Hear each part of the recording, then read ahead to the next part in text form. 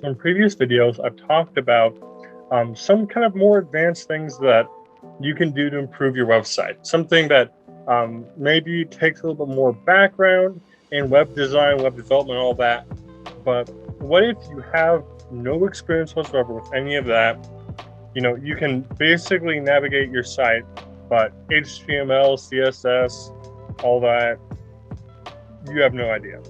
Or maybe you just don't have the time. If you're a business owner, you have a lot of other priorities. What are some basic things that you can do to improve your site?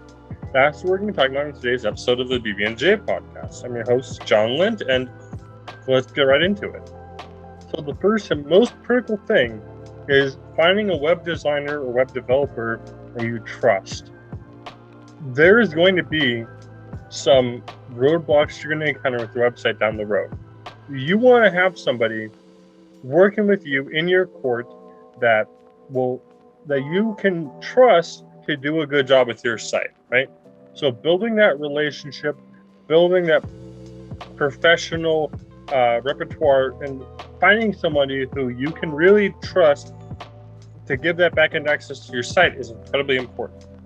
This is something you can find on Indeed, you can find it on Fiverr. There's like a million and one little places you can find to find qualified professionals in pretty much any field, but like web designer, web developer, you can definitely find that there.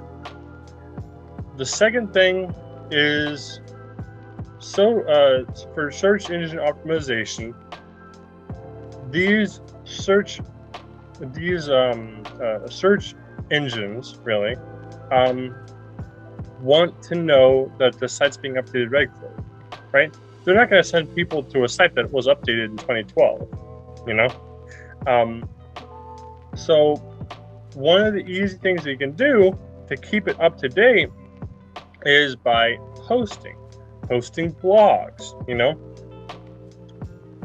There's the whole thing of the difference between a page and a post. Pages for static content, and search engines recognize that that's not going to be updated too often. And posts are supposed to be updated more regularly. That's the thing that search engines really look for to see how often is this site actually getting updated.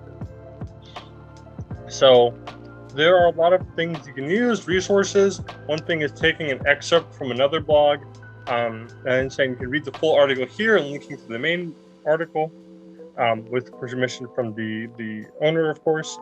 Another thing is, like, if there is a content depot that's available to you, such as MyKCM is a very common one for realtors.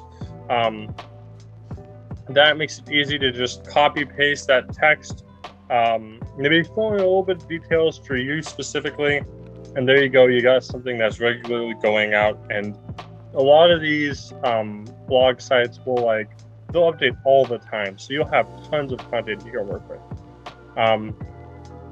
The third thing is, if you're making video, you can take transcripts of that, run it through a program that is going to do things like add grammar, proper spelling, punctuation, all that, and post those blogs.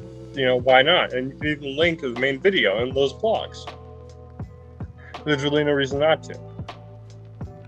The last thing I'll say, and this is really normal maintenance upkeep you need to be doing, just check your site.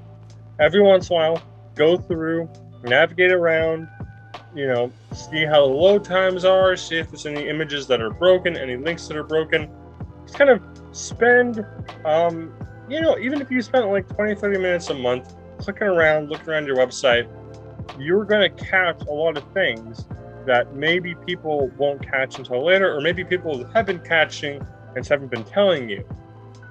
And that'll help you be a lot more effective at responding to issues as they arise with your website, rather than having somebody tell you after who knows how many people experienced it, So those are my three things.